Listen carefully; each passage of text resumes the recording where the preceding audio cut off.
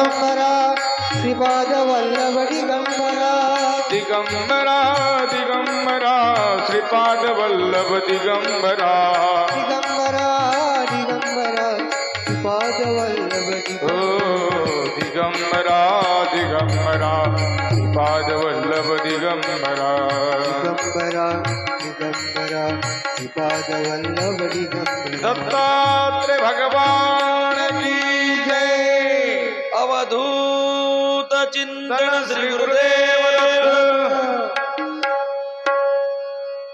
ध्रुव बाळाला भगवान परमात्मा अशा प्रकारे प्राप्त झाले आणि निघून गेले. ध्रुव बाळाने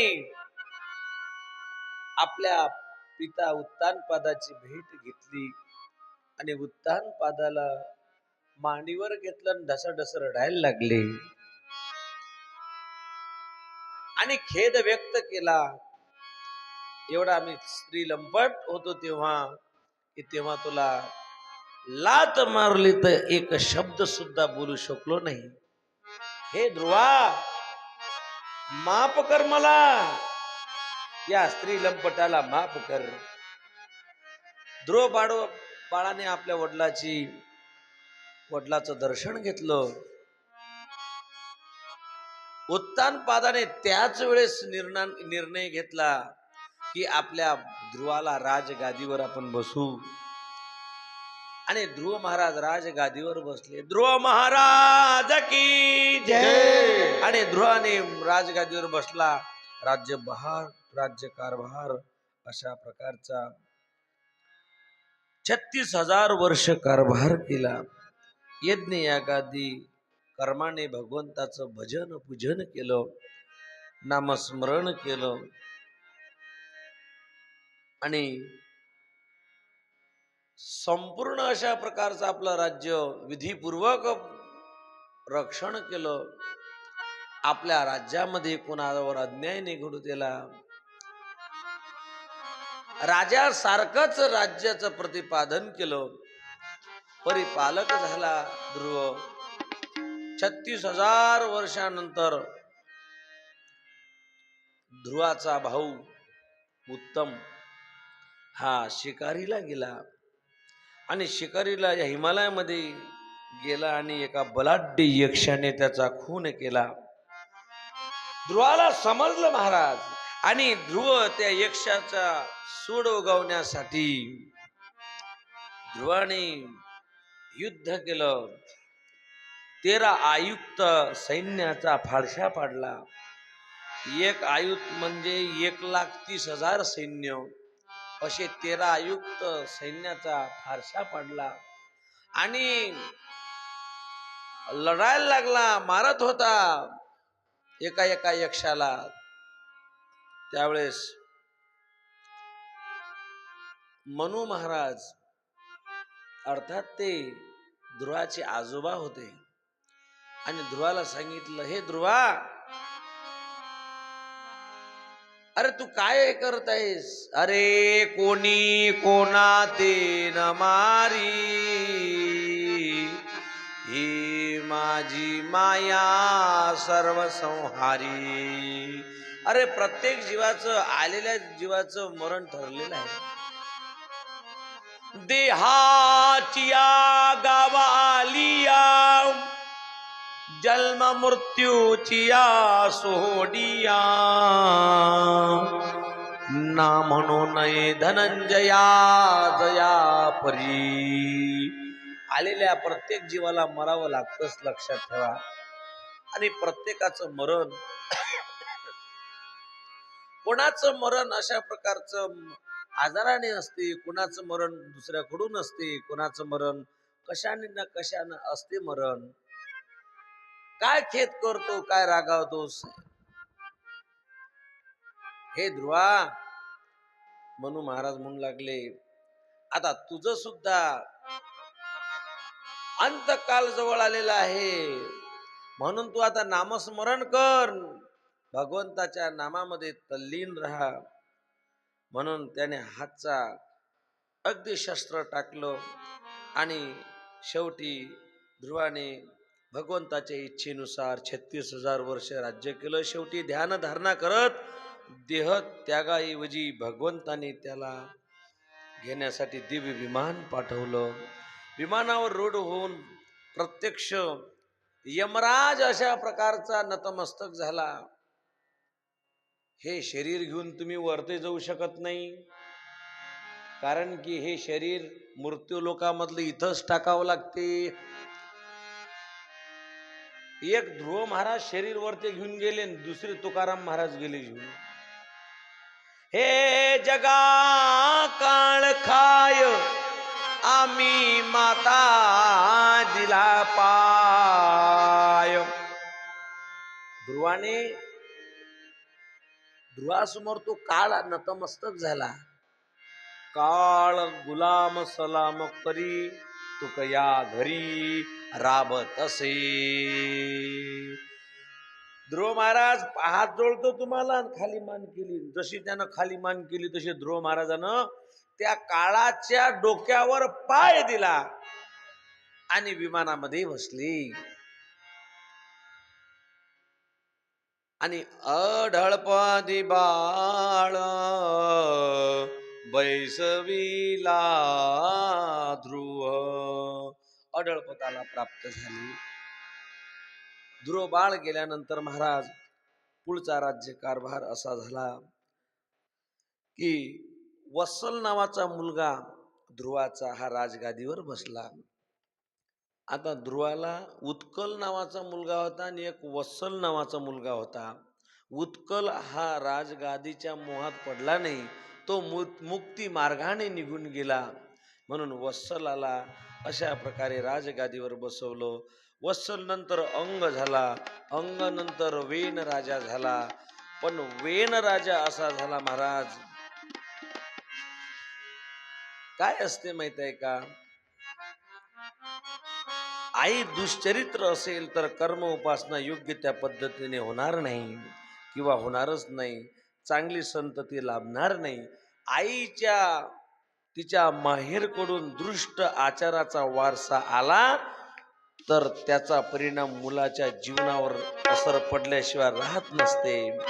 वडील जर दृष्ट विचार आचाराचे असतील तर संतती मूर्ख निपजत असते. वंश ठीक नसेल तर संतती बिरू निघत असते, कृपण निर्माण होत असते. पूर्वी जन्माचे दोष असले तर संतती दरिद्री बनत असते.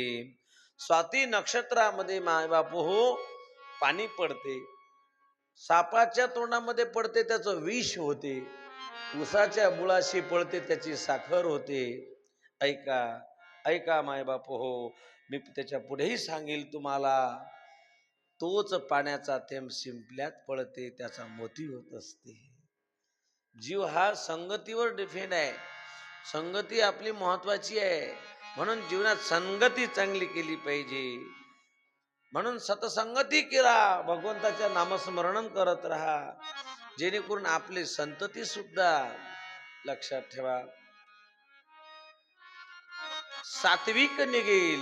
असंच आचरण आपण दररोज करा. गोपाल कृष्ण भगवान की जय. वेन राजा हा बदमाश निघाला. वेन हा बदमाश का निघाला तर महाराज त्याचं असं सांगतात, वेनाची जी आई होती हे यमकन्या होती आणि यमकन्येपचे संस्कार म्हणून तिच्यापासून निपजलेली ही संतती होती. म्हणून वेन हा त्याला देवाचं नाव घेणं त्याला जमत नव्हतं.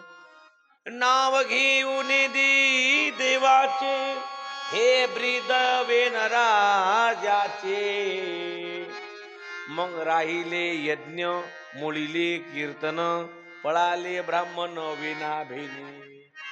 वेना हा दैत्यासारखा वागू लागला.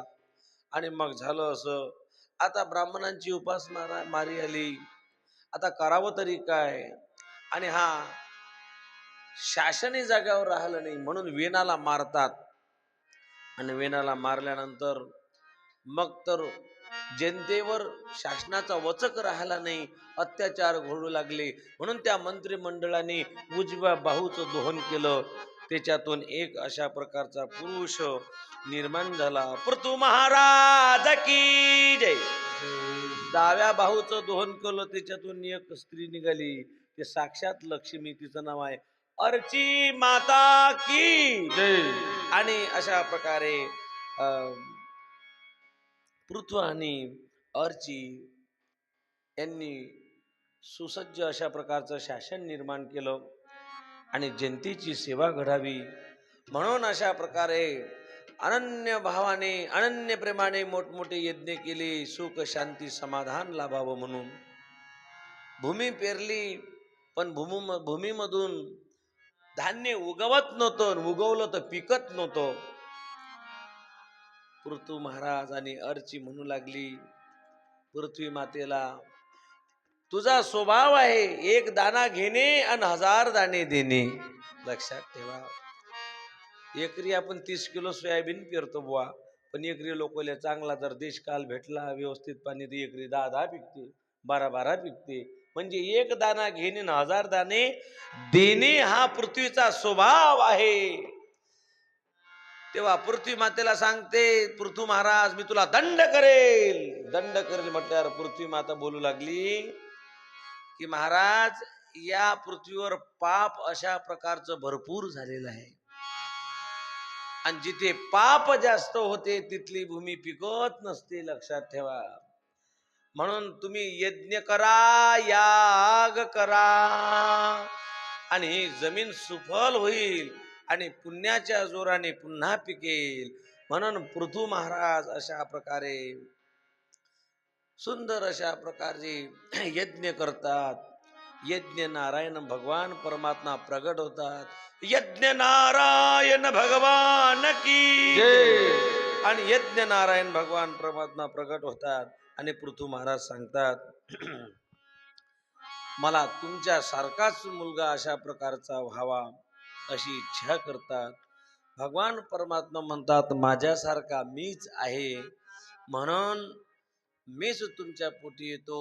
म्हणून अशा प्रकारे पृथ्वी महाराजांच्या पोटी भगवान परमात्मा विश्वजित नावाने अशा प्रकारचे प्रगट होतात. विश्वजित भगवान की जय. पुढे विश्वजित राजा राजकारभार पाहतात आणि विश्वजित नंतर हवीरधान पाहतात आणि हवीरधान नंतर बहिष्पद आणि बहिष्पद नंतर प्राचीन भाऊ. आता प्राचीन भाऊ हा यज्ञामध्ये पशु पक्षाची बली देत होता आणि त्याच्यामुळे अनेक पशु या अंतराळामध्ये त्याची मरायची वाट पाहत होते. कारण की ज्या पशु पक्षाला तुम्ही कापून खाता ते पशु पक्षी या अंतराळामध्ये तुम्हालाही मारून खायची वाट पाहत असतात. म्हणून कधी मांसाहार केला नाही पाहिजे आणि माणसाचा आहार शाकाहार आहे. लक्षात ठेवा, शाकाहारी राहिला पाहिजे. नारद मुनी प्राचीन भाऊला भेटतात आणि प्राचीन भाऊ अशा प्रकारचं 100 यज्ञ करायचं ठरवते आणि पशु पक्षीची बली देते. आणि प्राचीन भाऊला नारद मुनी सांगतात हे प्राचीन भाऊ, तू या यज्ञ यागामध्ये तू रत आहेस, परंतु या पशु पक्षीची बली देऊन राहिला रे. परंतु ते पशु पक्षी या अंतराळामध्ये तुला मारायची वाट पाहून राहिले.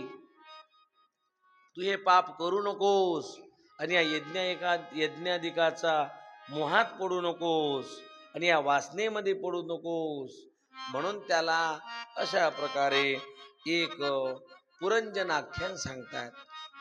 पुरंजनाख्यान सांगत असताना सांगतात अरे हे पुरंजना, एक पुरंजन होता आणि एक पुरंजनी होती. त्यांची सुंदर अशा प्रकारची नगरी होती पुरंजनीची आणि पुरंजनी अगदी अशा प्रकारे पुरंजन आणि पुरंजनीची भेट होते. एकामेकाला कामपूर्तीसाठी स्वीकारतात. तिच्यापाशी काळ सर्प होता. ते जेव्हा झोपत होती तेव्हा तो काळ सर्प तिच्या नगरीचं रक्षण करत होता. एकामेकीचं अशा प्रकारच्या दोघांना एकामेकांना कामपूर्तीसाठी स्वीकारलं आणि स्वीकारल्यानंतर महाराज त्यातून त्यांना 100 पुत्र झाले, 110 कन्या झाल्या आणि प्रपंचात गुरफटू लागले. हे प्राचीन भाऊ, त्याचप्रमाणे तू सुद्धा या यज्ञ यागामध्ये पशु पक्षीची बली देऊन राहिला. तू हिच्यात अशा प्रकारे व्यग्र झाला, व्यस्त झाला. एक दिवस अशा प्रकारचा त्याच्या नगरीवर हल्ला होतो आणि हल्ला झाल्यानंतर सैन्याकडून प्राचीन भाऊवर अशा प्रकारचं आक्रमण करते सैन्य. प्राचीन भाऊ मरताना अशा प्रकारे पुरंजनीचं नाव घेतो आणि पुरंजनी पुरंजनाचं नाव घेतो. झालं असं, पुरंजनाच्या विचारामध्ये पुरंजनी मरण पावते आणि पुरंजनीच्या विचारामध्ये पुरंजन वाट पाहते. जे या जन्मात पुरंजनी होती ते पुढच्या जन्मात पुरंजन होते, आणि जे या जन्मामध्ये पुरंजन होता, पुरंजनी होती, ते पुरंजनी होती. अर्थात मरताना दोघांचं स्मरण करते. या जन्मात जे पती होती, पत्नी होती, ते याची पुरंजनाची पुढच्या जन्मात पत्नी झाली. म्हणून या वासनेमध्ये गुरफडून राहू नको प्राचीन भाऊ. म्हणून तू ईश्वराची भक्ती कर आणि हे यज्ञ बंद कर. आणि त्याला यज्ञ बंद करायचे संकेत देतात. आणि अशा प्रकारे ही वासना आहे. जन्म घेने लागे वासनेच्या संगे. अरे पुन्हा पुन्हा जन्म लागते आणि पती पत्नीच्या वासनेत मरून जातो. म्हणून पुढच्या जन्मामध्ये मरणासन्न अवस्थेमध्ये जर तुम्ही ज्याचं चिंतन करता, तुम्ही त्या योनीमध्ये जाता. जीवन जगलं पाहिजे माणसाने, जगावं माणसाने, पण उत्तम अशा प्रकारची ईश्वर भक्ती केली पाहिजे. मरणासन्न अवस्थेमध्ये ईश्वराच्या शिवाय दुसरी कुठली आपली वासना शिल्लक राहिली नाही पाहिजे. नारद मुनी समजून सांगतात प्राचीन भाऊला. प्राचीन भाऊंनी ते यज्ञ बंद करून त्याने भगवान परमात्म्याची भक्ती करतो आणि आपल्या जीवनात मुक्त होतो. गोपाल कृष्ण भगवान की जय. परीक्षिती राजाला शुकाचार्य महाराज वर्णन करतात. हे परीक्षिती राजा, इथं चतुर्थ स्कंद समाप्त झाला. आता पंचम स्कंदाला सुरुवात होत आहे. पंचम स्कंदामध्ये परमहंसाच्या कथा आल्या आहेत. शून्य स्थावर जंगम व्यापुनी राहिला अकळ. शून्य स्थावर जंगम व्यापुनी राहिला अकळ. जंगम व्यापुनी वाहिला अकळ. शून्य स्थावर जंगम व्यापुनी राहिला अकळ. शून्य काळ झाला राहिला अकाळ. शून्य काळ राहिला अकाळ. बापर कुमादेवी वरून विठ्ठलू सकळ. बापर कुमादेवी वर विठ्ठल सकळ. बापर कुमादेवी वरून विठ्ठल सकळ. शून्य स्थावर जंगम व्यापुनी राहिला अकळ. शून्य स्थावर जंगम व्यापुनी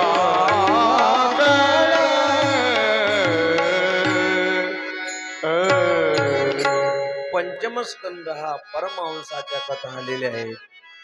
जीवनात कर्म विस्मृत होऊ नये, कर्म हे भगवत इच्छा आहे, याचं प्रतिपादन करणारा कथा या पंचम स्कंदामध्ये आलेल्या आहेत. परमहंसाच्या आचरणाची कथा आहे. आचरण तर व्हावं, पण मनाने परमहंस व्हायला हवं. ज्ञानी परमहंस हे जगत मिथ्या मानतात. ब्रह्म सत्य जगत मिथ्या. जीवो ब्रह्मैव नापरा.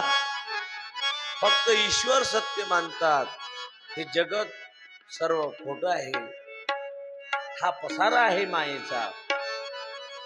आणि ईश्वर एक सत्य आहे. त्याची सेवा भक्ती करतात. तर भगवत परमहंस जगाला ईश्वर मानतो. ईश्वर तोच या जगाच्या रूपाने तो नटलेला आहे आणि त्याचं अस्तित्व सर्व काळ सर्व ठाई मानतो. भगवंताशिवाय रिकाम स्थान नाही. जडी स्थळी पाष्टी काशानी जंतूत पशुपक्षात वृक्ष वेलीत तो भगवान परमात्मा दिव्य भगवान परमात्माच आहे. म्हणून म्हटलेलं आहे शून्य स्थावर जंगम व्यापुनी राहिला अकोळ. आणि ही अवस्था परमहंसाची. परमहंस कोण होते? आपले गजानन महाराज सुद्धा परमहंस होते. गजानन महाराज परमहंस होते. म्हणून गजानन महाराजांचं भजन जर केलं तर आपण गण गण गणात मोते, गण गण गणात मोते, भजन प्रिय सद्गुरुचे या श्रेष्ठ गजानन गुरुते. तुम्ही आठवेत याते गण गण गणात मोठे, गण गण गणात मोठे. मंत्रादियोग जागणते जो खरा क्रमाजित याते. या पाठे दुःख दे हरते पाखजा अनुग्रह होते. हा खजित अनुग्रह केला श्री गजानने तुम्हाला. या साधून वगे आला मनी धरून भाव भक्तीला. गण गण गणात मोठे, गण गण गणात मोठे. गण गण गणात मोते, गणात मोते.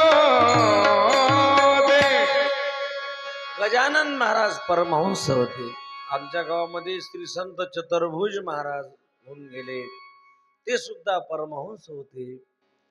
आणि परमहंस जगामध्ये सर्व ठिकाणी भगवान परमात्म्याचं वास्तव्य पाहतात. विठ्ठल जळी स्थळी भरला रिता ठाव नाही उरला. आज म्या दृष्टीने पाहिला विठ्ठलची विठ्ठल. न पापम न पुण्यम न सौख्यम न दुःखम न मंत्रो न तीर्था न मंत्रो न तीर्था न वेदा न यज्ञ. अहम न भोजनम नैव भोज्यम न भोक्ता चिदानंद रूपम शिवोहम शिवोहम. अशी अवस्था हे गजानन महाराजांची होती. म्हणून गजानन महाराजांची ती अवस्था होती.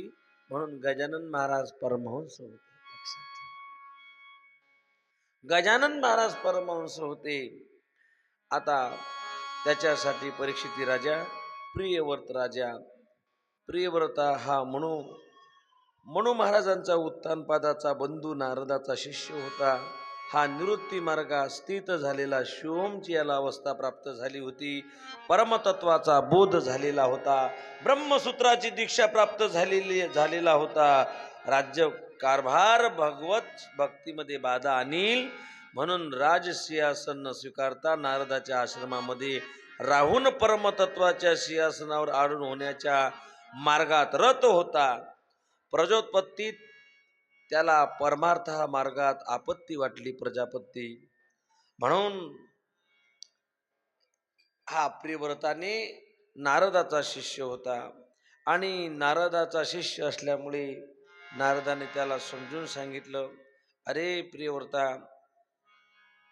विवाहिक जीवन करून गृहस्थाश्रम स्वीकार, ईश्वराची भक्ती संसारामध्ये राहून सुद्धा होते. कारण की असो संसारी जीवा वेगुकारी वेद शास्त्र बारी बाया सदा प्रियव्रताने मानलं तर उपदेश आणि मानल्यानंतर विश्वकर्म्याच्या कन्येशी विवाह करून ग्रस्थाश्रमाचा स्वीकार केला. प्रियव्रत आता समुद्रावलंकित पृथ्वीचा सम्राट बनून राज्यकारभार करू लागला. त्याला 10 पुत्र झाले. अग्निंद, इनमजनी, यज्ञबाहू, महावीर, हिरण्यनेता, धृतपुष्ट, सेवन, मेघातीर्थ, विती होय आणि कवी आणि एक ऊर्जस्वती कन्या झाली. आणि हा राजा महाराज महाकविवीर व नैष्ठिक ब्रह्मचारीच राहिला. त्याने संन्यास आश्रम स्वीकारून वनगमन केले. प्रियव्रत एक आदर्श सम्राट बनला. शक्तिशाली व ऐश्वर्य संपन्न राजा बनला. त्याने त्याच्या तेजाच्या प्रदक्षिणाने पृथ्वीला 7 प्रदक्षिणा केल्या आणि 7 प्रदक्षिणा केल्यानंतर 7 खंड निर्माण झाले. लक्षात ठेवा. त्याला 7 दीप म्हणतो आपण. आपण कोण्या दीपात राहतो? जम्बूद्वीप मध्ये राहतो का? जम्बू या दीपा माझी एक पंढरपूर गाव. बरोबर, आपण जम्बूद्वीपामध्ये राहतो. त्याचप्रकारे जम्बूद्वीप पहिलं प्लाक्षद्वीप, शाल्मक्सद्वीप, कौर्चद्वीप, शाकद्वीप, पुष्करद्वीप याने पृथ्वीला प्रदक्षिणा मारल्या. 7 प्रदक्षिणा मारल्या, त्याचे 7 दीप झाले. पुढे महाराज 9 अशा प्रकारचं त्याने अगदी अशा प्रकारचे 10 अशा प्रकारचे मुलं झाले. त्या तपश्चर्या करू लागला आणि तपश्चर्या करून पुढे सुंदर अशा प्रकारचं राज्य करून पुढे आपला राज्य कारभार आपल्या अशा प्रकारे मुलाच्या हातामध्ये देऊन, अर्थात 9 दीप होते. 9 दीपाला 9 मुलांना देऊन दिले. पुढे अग्निंद पूर्वचित, नंतर त्याच्यापासून नाभी राजा झाला. नाभीनंतर अग्निंद राजा झाला. आणि पुढे असं करता करता महाराज नाभीपासून, नाभीचं चरित्र सांगितलेलं आहे शुकाचार्य महाराज. पुन्हा नाभीपासून अगदी अशा प्रकारे पुढे नारायण भगवान परमात्मा नाभीला प्रसन्न झाले आणि वर मागितला दुर्लभ. नाभीला पुत्र संतती नव्हती महाराज. पुत्र संतती नसल्यामुळे त्याने भगवंताला प्रसन्न केलं आणि प्रभू सुंदर अशा प्रकारचा तुमच्या सारखाच मला पुत्र व्हावा अपेक्षा केली. नाभीच्या पोटी भगवान परमात्मा ऋषभदेव म्हणून जन्माला आले. ऋषभ भगवान की जय. आता ऋषभदेव अशा प्रकारे झाल्यानंतर ऋषभदेव सुंदर देहाची कीर्ती, तेज, बल, ऐश्वर्य, यश, पराक्रम, षड ऐश्वर्य संपन्न असे पुत्र झाले. ऋषभाने देवाला आपल्या कर्मस्थळी अजान बंड मानली. त्यातील इंद्रकन्या जयंतीशी त्यांचा विवाह झाला ऋषभदेवांचा. हे ऋषभदेव म्हणजे महाराज जैन धर्माचे धर्म प्रवर्तक आहेत. इथून जैन धर्म अशा प्रकारचा निघाला. जैन धर्माची उत्पत्ती हे काही दुसरी वेगळी नाही तर ऋषभ भगवान पासून पुढे जैन धर्माचे धर्म प्रवर्तक बनले. त्यांना 100 पुत्र झाले. तिच्यातला भरत राजा सर्वात मोठा होता आणि त्यांनी 100 पैकी 9 धर्म प्रसारक बनवले आणि राहिलेले 81 पुत्र हे अखंड यज्ञ यागामध्ये रत ठेवले आणि त्यांनी ब्राह्मण धर्म स्वीकारला. ऋषभदेवांनी विविध प्रकारचे शुक्ल यज्ञ केले. एकदा त्यांची भटकंतीत असताना ब्रह्मवर्तक प्रदेशामध्ये ब्रह्म ऋषींनी आयोजित सभेमध्ये उद्देशून नायम देहो देहभाज्य नुर्लोके काष्टान कर्मा हेते विंगभुजाई. ब्रह्मवेत्ता त्यांना एक अशा प्रकारची पदवी मिळाली. पुढे ऋषभदेवांनी आपल्या पुत्रांना उपदेश केला. आता आपल्या पुत्रांना जो उपदेश केला तो उपदेश ईश्वर प्राप्तीसाठी आणि ईश्वराच्या प्राप्तीसाठीच आहे. ऋषभदेव हा जो अवतार आहे हा साक्षात विष्णूचा अवतार आहे. गोपाल कृष्ण ऋषभ भगवान की जय. आपल्या पुत्रांना उपदेश करतात. मृत्यू लोकामध्ये मनुष्य जन्म दुःखमय विषय भोग प्राप्तीसाठी झाला. तो तर विषय भोग अशा प्रकारचे पशु पक्षी सुद्धा भोगतात, शुकर श्वान सुद्धा भोगतात. मृत्यू लोकातले विषय भोग हे सर्व दुःखाला कारणक आहेत. आणि शरीर हे तप करण्याचं साधन आहे. तपादी साधनांनी अंतकरण शुद्धीसाठी शरीर मिळालेलं आहे. शरीराने आपण सत्कर्म केलं पाहिजे. आपलं शरीर सत्कर्मी लावलं पाहिजे. महापुरुषाची सत्संगती करावी, संताची सेवा करावी. संत सेवा हे मुक्तीचं दार आहे.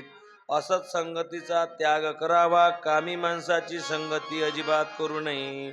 स्त्री संघापासून अलिप्त राहावे. स्त्री संघ याची संगती हे नरकाचं प्रवेशद्वार आहे. स्त्री संग संग त्यजे. जो कोणी आपल्या नातेवाईकांना भगवान परमात्म्याच्या संबंधित गोष्टी करत नसेल, चांगलं मार्गदर्शन करत नसेल, तो मग पिता जरी असला तर आपला पिताच नाही. नावडे जनधन माता पिता.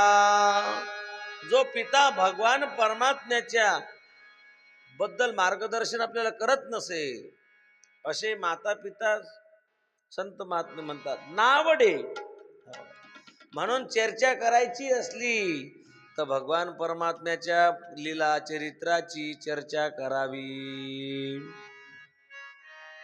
प्रशंसा करावी भगवंताच्या भक्ताची. आणि माता जर आपल्याला भगवत भक्तीचे आणि ईश्वराच्या प्राप्तीचे जर उपाय सांगत नसेल, ईश्वराचे गोष्टी सांगत नसेल, ईश्वर प्राप्तीसाठी मार्गदर्शन करत नसेल तर ते आपली माताच नाही, गुरु आपला गुरुच नाही. ईश्वर प्राप्तीसाठी आपल्याला जो मार्गदर्शन करेल तोच आपल्यासाठी सात्विक आणि आपला हितचिंतक समजावा. गोपाल कृष्ण भगवान की. म्हणून ज्ञानोबराय म्हणतात, हे मराठीच्या नगरी ब्रह्मविद्येचा सुकाळू करी. घेणे देणे सुखाची बरी हो देई या जगा. म्हणून आपणासी जे ठावे ते इतरासी सांगावे. शाणी करुणी सोडावे अवघी जन. आपल्याला जे माहिती असलं ते भगवत भक्तीची आपण चर्चा कोणाला सांगितलं पाहिजे. आणि सांगितलं, आपल्या पुत्रांना उपदेश करतात. भगवंताचं अस्तित्व अखिल चराचरामध्ये आहे. सर्व भूताच्या ठाई भगवान परमात्माच नटलेला आहे. वेद माता श्रुती सांगते, अनु रे नो महतो यान. तो भगवान परमात्मा अनु रेणू मध्ये सुद्धा आहे. श्वान शुकर देखोनी लोटांगण. भगवान परमात्मा सर्व जीवामध्ये पाहायचा. सर्वत्र नमस्कारी मी काते. सर्व ठिकाणी नमस्कारून भगवंताचं वास्तव्य पाहावं, भगवंताचं अस्तित्व आहे. ऋषभदेवांनी भगवत प्राप्तीची 25 साधनं सांगितले. त्याने श्रीहरिचरणाची प्राप्ती करून घेण्यासाठी पुत्रांना उपदेश केला आणि त्याच तत्वांना जैन तत्व म्हटलेलं आहे. त्यातलं पहिलं तत्व आहे मायबाप देवगुरु. मी आणि माझ्यावर श्रद्धा ठेवा, माझी भक्ती करा. 25 साधनं सांगितली आणि त्या 25 साधनातून पहिलं साधन आहे देव भक्त आणि माझ्यावर विश्वास ठेवा, माझी भक्ती करा. दुसरं साधन सांगितलं माझी सेवा करा. तिसरी सांगितलं भोग इच्छा सोळा. चौथं साधन सांगितलं शीत उष्ण समान माना.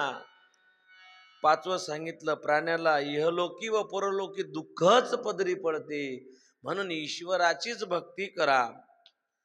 ज्ञान पिपासू बना, तप करा, काम्य कर्माचा त्याग करा, सत्कर्म केवळ माझ्यासाठीच करा, वैर करू नका, सर्वभूती सम रहा, शांती धरा.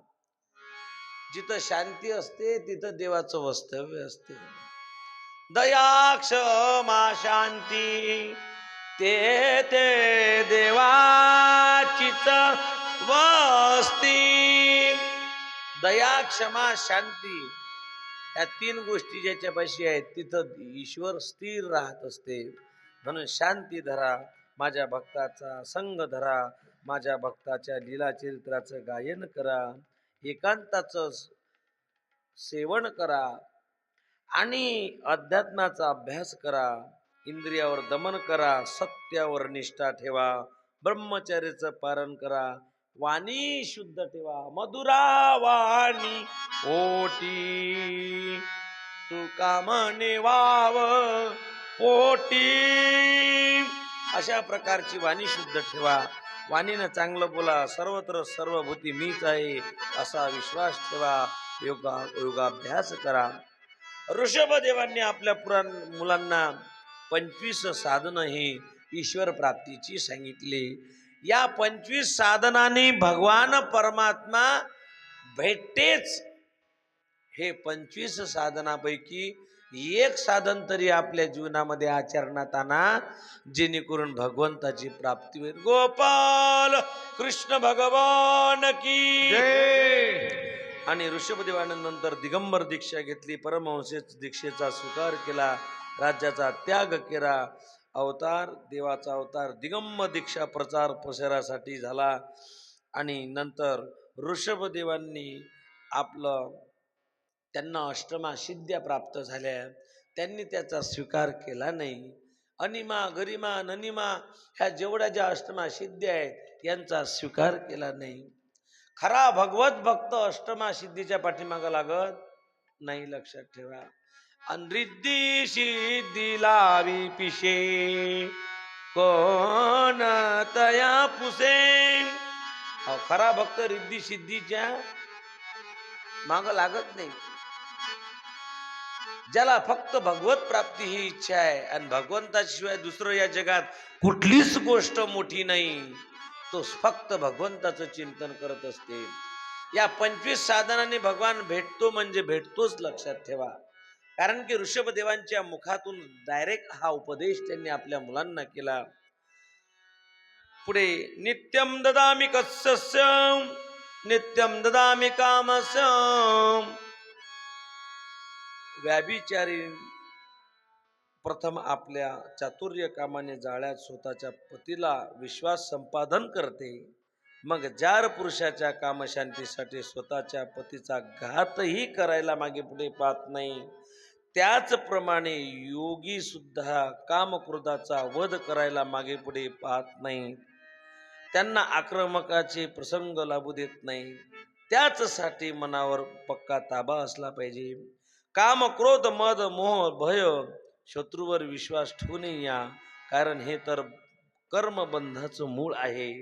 आश्रय मिळताच हे आपल्या जीवाचा आघात करतात. म्हणून वडील 100 पुत्रापैकी वडील मुलगा त्यांचा जो होता सर्वात मोठा हा भरत होता. याला राजगादीवर अशा प्रकारचं बसवतात. आणि ऋषभ भगवान परमात्मा दिगंबर अवस्था धरून आपला देह विसर्जित करतात. त्यांच्या शरीराला सुद्धा सुगंध येत होता. एवढं त्यांचं शरीर सुंदर अशा प्रकारचं होतं. आता भरताला अगदी अशा प्रकारे राजगादीवर बसवतात. भरत राजा साधारण नव्हता महाराज. या भरत राजामुळे आपल्या भारताला भारत नाव पडलेलं आहे. जहा डाल डाल सोने की चिड़िया करती है बसेरा, ओ भारत देश है मेरा, ओ भारत देश है मेरा.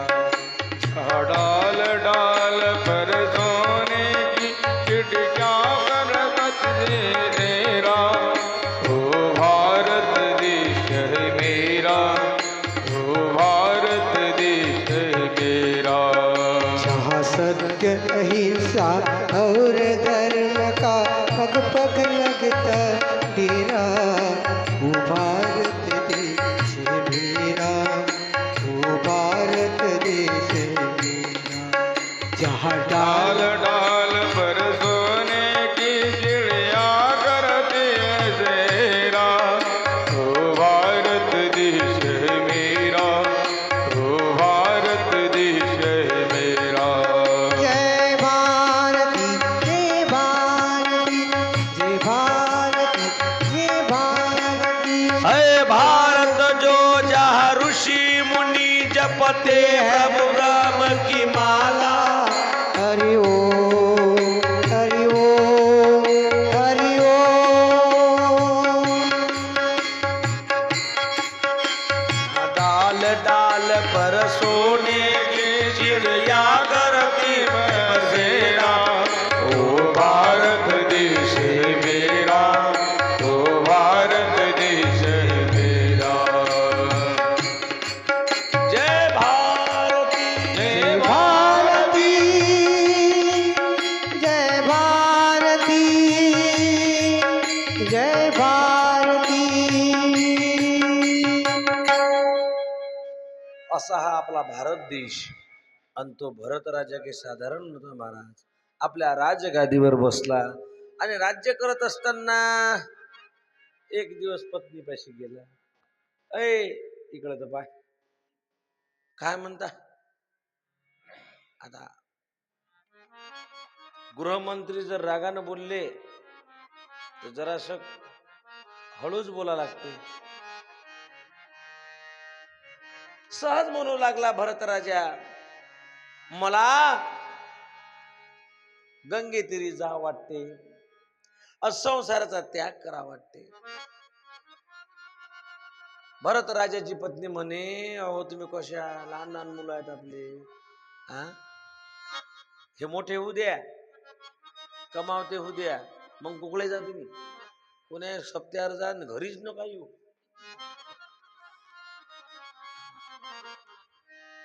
एक डाव झालं, दोन डाव झालं, बाल लहानाचे मोठे झाले. भरत राजा सहज विचारते, अरे जाऊ का आम्ही, संन्यास घेऊ का. जा म्हणे. आता बरेच दिवसाची इच्छा होती. आम्ही घराचा राज्याचा त्याग केला, वल्क धारण केले आणि गंडकी नदीच्या तीरी आला भरत राजा. आणि सकाळी उठायचा, काकळा करायचा, मग विष्णू सहस्त्रनाम आणि लगेच मग भगवंताचं नामस्मरण. बस काळ सारावा चिंतणे, एकांतवासी गंगा स्नाने, देवाच्या पूजने प्रदक्षिणा तुळशीच्या. नित्य असं जीवन. गंडकी नदी म्हणजे हे कुठं आहे. गंडकी नदी नेपाळमध्ये आहे. आज जे अयोध्येमध्ये जे राममूर्ती आहे, हे जे ज्या विग्रहाची बनलेली आहे, ते गंडकी नदीच्या मधला तो विग्रह आहे. त्याला दगड म्हणता येणार नाही आपल्याला. तो विग्रह गंडकी नदी मधला आहे. भगवान विष्णूला शाप आहे की तू गंडकी नदीच्या नदीमधला तो दगड होशील. म्हणून शालिग्रामाची पूजा करतात ना, असं गोल अशा प्रकारे. गंडकी नदी मधला प्रत्येक विग्रह हा भगवंत आहे, लक्षात ठेवा. आणि त्या नदीच्या तीरी नामस्मरण करू लागला, दररोज ध्यान धारणा करू लागला, विष्णू सहस्रनाम म्हणू लागला, सतत नामस्मरण करू लागला.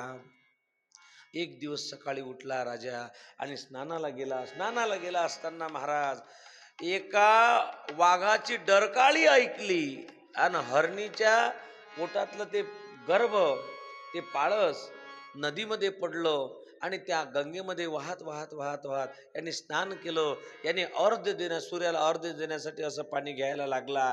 त्याच्या हातात ते छोटंसं पाळस आलं. त्याला दया उत्पन्न झाली, तो आश्रमात घेऊन आला. ते लहानाचं मोठं झालं. हा ध्यान करत असला की त्याच्या कानाला चावा घेत होत्या, कधी केसच ओळत होता, याचं ध्यान विचलित होत होतं. लहानाचं मोठं झालं ते हरणाचं पाळीस आणि ते आपल्या कळपामध्ये निघून गेलं. पण भरत राजाचा अंतकाल जवळ आला आणि जवळ आल्यानंतर भरत राजा म्हणू लागला, त्या हरणाचं कसं होईन, हरणाचं कसं होईन, हरणाचं कसं होईन. हरण काही याच्या घरचं होतं काय? पण महाराज मरणासन्न अवस्थेमध्ये मरणाचं कसं होईन महाराज, हे तो विसरला. झालं असं, जड भरत राजा हरणी गर्वा गेला, जड भरत राजा हरणी गर्वा गेला, घाला तो घातला वासनेने, घाला तो घातला वासनेने. जड भरत राजा हरणी गर्भा गेला भरत राजा, हरणी गर्भा गेला, गाला तो घातला वासनेने, गाला तो घातला वासनेने. जळ भरत राजा हरणी गर्भा गेला. आणि शेवटी आपलं पुराण काय सांगते, आपलं शास्त्र काय, गीता शास्त्र काय सांगते, अंती जैसी मती तैशी त्याला गती. अंती जैसी मती तशीच त्याला गती. आता मरताना त्यानं कशाचं चिंतन केलं, हरणाचं. मग झालं असं, जळ भरत राजा हरणी गर्भा गेला, घाला तो घातला वासनेने. मरणासन्न अवस्थेमध्ये असे हरणने आले पाहिजेत आपल्या चिंतनामध्ये. देवाचं नाम स्मरण असं पाहिजे. महापोराचं कसं होईन, आटी तुझं काय होईन हे पाहिलं. अरे तू कोणी अधोगतीला जाशील ना. बरं महाराज, सर्वजण आता एवढे जण समजा मेले, आजा मेला, पंजा मेला, बाप मसना गेला, देखत देखत नातू पण तोही तैसा झाला. कोणाचा संसार बाकी आहे, कोणी मेल्याच्यानं कोणाचं खटकलं काय, बरं कोणाचं लग्न राहिलं काय, कोणाचं की साखरपुडा राहिला काय, नाही. कोणाचे जावळे काढणं राहिले काय, सर्वचे सर्व होऊन राहिले. पाहिजा बरं, सर्वजण व्यवस्थित राहायचा, तू मर हे सरे व्यवस्थित राहायचा. मरताना नाही ती चिंता करतात. मग काही नाही, हरणी गर्भामध्ये गेला. परंतु महाराज योगभ्रष्ट बीजा येते, केलेलं कर्म कधी आपलं वाया जात नाही. हरणी गर्भामध्ये गेली तरी त्यांना ज्ञान स्मृती होती की आपण हरण्याचं चिंतन केलं म्हणून आपण हरणी गर्भामध्ये आलो. आता इथं एकच सेकंद विचार करा, जळ भरत राजा एवढा मोठा राज्य कारभार त्यागून तू जर मरताना हरणाचं राज्य चिंतन करून जर हरणी गर्भात जात असेल तर आपलं काय, या भरताचं काय, त्या भरताचं असं या भरताचं कसं. लक्षात ठेवा, भागवत कथा तुम्हाला एक आरसा आहे, तुम्हाला सांगेल. जर आपण जर ज्याचं आपण चिंतन करू त्या योनीमध्ये जाणार आहे. म्हणून अंतकाळी देवाचं नाव आलं पाहिजे. अंतकाळी ज्याच्या नाम आले मोका, अंतकाळी ज्याच्या नाम आले मोका, अंतकाळी ज्याच्या नाम आले मोका, अंतकाळी ज्याच्या नाम आले मोका, सुका म्हणे सुका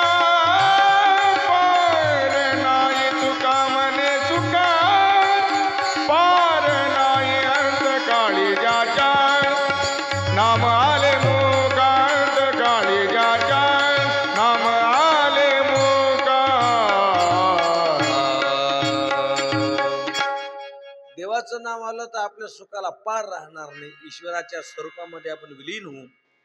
म्हणून ऐका माय बापू हो, त्या दैवयुगाने त्या हरणाच्या योनीतून भरत राजा मुक्त झाले. मग एका ब्राह्मणाच्या घरी जन्माला आले. परंतु केलेलं कर्म, हा शब्द फार महत्वाचा आहे. केलेली देवाची भक्ती कधी वाया जात नाही. जन्मोजन्मी त्याचं पुण्य आपल्या कामात पडत असते. यानं मागच्या जन्मात जे केलं, सकाळी उठून काकडा नामस्मरण केलं, ते पुण्याच्या जोरावर तो महाराज योग भ्रष्टो विजायते, तैसी दशेची वाट न पाहता वैशीची या गावा न येता. तो बालपणीच सर्वज्ञानी झाला. म्हणून केलेली भक्ती कधीच वाया जात नाही. जेवढी भक्ती ईश्वराची करता येईल या नरदेहामध्ये, तेवढी जास्त ईश्वराची भक्ती करा. ज्ञान स्मृती होती. आणि तो ब्राह्मण मग मंत्र शिकवे, म्हण ओम नमः शिवाय. आता भरत राजा म्हणत लागले, आपण जर सर्क म्हटलं तर हा उद्या आपल्याला सत्यनारायणाची पूजा करायला पाठवेल. मग त्यानं ओम नमः शिवाय म्हटलं की हा म्हणे वा शिवाय वा शिवाय. ते म्हणत म्हण येळकोट येळकोट जय मल्हार. हा म्हणे हेकोळ तेकोळ जय मल्हार. म्हण भाकर, तो म्हणे काकर. मग आता असं झाल्यामुळे हा जळ वृत्तीचा आहे. मग जे घरात कामात येत नाहीत चांगले, मग ते काही कामाचे नसतात. ते घरात झाडझूड करायच्या, पाणी भरायच्या. मग घरातलं झाडझूड करायला सांगितली. आता भरत राजाला असं वाटलं, याची जर चांगली झाडझूड करतो तर हा पुऱ्या गावाची झाडझूड करायला येईल आपल्याला. म्हणून झाडायची, बाहेर कचरा फेकायची, डबल तो कचरा घरात घेऊन यायची. अरे हा जळ वृत्तीचा आहे म्हणून जळ भरत. आता जे घरात काहीच कामाचे नसतात, मग ते वाऱ्यावर सोडून देत असतात. एका ठिकाणी कीर्तनाला गेलो, एक कोटावरला फोटो होता. कोट म्हटलं हा फोटो कोणाचा? हा आमचा मुलगा, पुण्याला असतो, हा इंजिनियर आहे, सॉफ्टवेअर आहे. बरोबर, चांगली गोष्ट आहे. त्यांच्या घरामध्ये एक अवली पोरगा होता, नाकात शेंबूळ, ते असं काहीतरी मेंटल. आणि म्हटलं हा कोणाचा होय? म्हणे हा देवाचा होय. तो चांगला आहे, तो चांगला आहे म्हणून आमचा होय, अनामतीमंद आहे म्हणून देवाचा होय. एवढे लोक हुशार असतात. झालं माय बापू असं की येळा पिसा आहेस म्हणून दिलं हाकलून. मग जटा वळल्या आणि इकडे तिकडे फिरता फिरता एक दिवस महाराज जळभरत महाराज, काय झालं, जळभरत महाराज म्हणजे सुचीनाम श्रीमताम गे योग भ्रष्टो भिजायते. आणि फिरता फिरता एक राजा होता, आणि तो राहुगण राजा, तो चालला होता सत्संगासाठी. आता वेळपिशे असल्यामुळे त्यांच्यावर बरेच एक दोन प्रसंग असे घडले महाराज, की सिंधू सौर देशीचा राजा होता. त्याने, तो डाकू होता, आणि त्याने नरबलीचा अशा प्रकारे एक नवस केला होता. पण ज्याला नरबली द्यायचे त्यानं जेवण खावण, नवीन कपडे घातले, त्यानं तैमावर चाट दिली. म्हणे आता कोणाला आणता? म्हणे आणा कोणालाही. कोणाला आणा म्हटलं तर येळ्यापिशाच्या रूपामध्ये जळभरत दिसले. आणि जळभरताला नेलं. आणि जळभरताला नेल्यानंतर आता नरबली देणार तेवढ्यात त्या भद्रकाली मातेच्या मूर्तीतून साक्षात भद्रकाली माता प्रकट झाली. भद्रकाली माता की जय. भद्रकाली मातेनं याले राहू दिलं जळ भरत आले, बाकीचे खतम करून टाकलं, संहार करून टाकला. आणि साधू हा पूर्ण देव, भगवान, देवी, देवता त्या साधूला नमन करत असतात, जो साधू वृत्तीनं जीवन जगत असते. आणि दर्शन घेतलं. जय जय अंबे, जय जगदंबे, सर्व मंगल मांगल्ये शिवे सर्वार्थ साधिकी, शरण्ये त्र्यंबके गौरी नारायणी नमोस्तुते. भद्रकाली माता नमस्कार केला. भद्रकाली मातेनं कारण की जडभरताचं पुण्य तेवढं होतं. साधू वृत्तीनं जीवन जगून ज्याचं पुण्य आहे त्याला सर्व देव नमस्कार करतात. गोपाल कृष्ण. भगवान की जय. आता येळा पिशाच्या रूपामध्ये फिरता फिरता झालं असं महाराज, एक दिवस एक दिवस झालं असं की त्यांच्या जीवनामध्ये एक रावगण राजा आपल्या गुरुच्या भेटीला निघाले आणि त्या पालखीवरचा एक जो भोई होता तो अशा प्रकारचा आजारी पडला. मग तो रावगण राजा म्हणू लागला, असं करा कोणाला तरी पहा. तेवढ्यात येड्या पिशाच्या रूपामध्ये जळभरत दिसले. जळभरताला म्हणत, चला ए येड्या पिशा चल. खांद्यावर घेतली पालखी आणि पालखी खांद्यावर घेतल्यानंतर निघाले महाराज. पण साधूच्या जीवनात कोण्याच गोष्टीला भेट नाही, पण तो महाराज पापाला भेटे. कशाला भेटे? पापाला भेटे. आणि त्यांनी पालखी खांद्यावर घेतली पण पायाखाली मुंग्या येत होत्या, म्हणून ते लांब डग टाकायचे. आणि असं करता करता झालं असं, ते पालखी आत झटक्याने पाय टाकला की रावगणाच्या डोक्यावर लागत होती. तो म्हणू लागला, ए खांदेकरांनो ऐका, माझ्या दोंडा डोक्याला लागलं. आता जर तुम्ही अशा प्रकारे मला डोक्याला लागलं तर मी तुम्हाला दंड देईल, मारील. मग बाकीचे भोई म्हणत, खांदेकरी म्हणत, आम्ही नीट चालून राहिलो, पण हे जे येळ्या पिशाच्या रूपात आहेत ना, हे म्हणे उड्या मारून राहिलो. असं म्हटल्यानंतर महाराज रावगण राजा बोलायला लागला, हे येड्या पिशा, जर आता जर माझ्या डोक्याला जर लागली पालखी तर ऐक, मी तुला मारेल, मारून टाकील, मृत्यूदंड देईल. महाराज म्हणू लागले, जळभरत महाराज म्हणू लागले, अरे तू राजा, तू कोणाला मारशील? अरे कोणी कोणा ते न मारी. नैनम शिंदंती शस्त्राणी नैनम दहती पावकः. अरे राजा, तू कोण मारशील? अरे जो आत्मा आहे तो मारल्याने मरत नाही, जाळल्याने जळत नाही, तो आत्मा तर अमर आहे.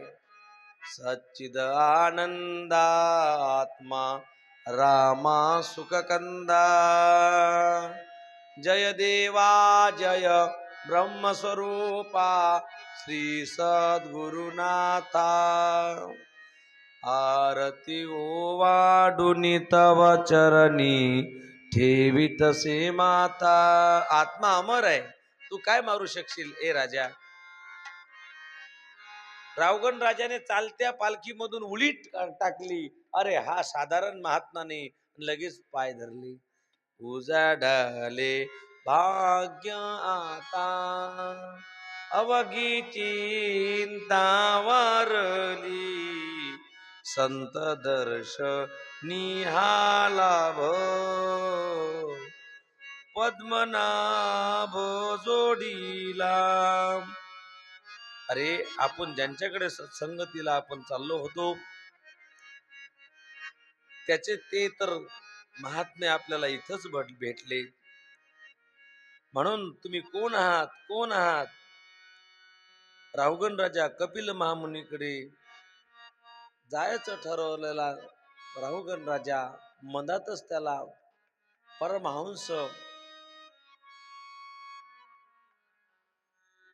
परमहंसाची भेटी होते. जळभरत महाराज त्यांना उपदेश करतात आणि त्यांना सांगतात, आणि तो सर्वस्व भाव आपला श्री गुरु जळभरत महाराजांवर ठेवतात. श्री गुरुनाथन सद्गुरुनाथ मी अपराधी घ्या पदरात.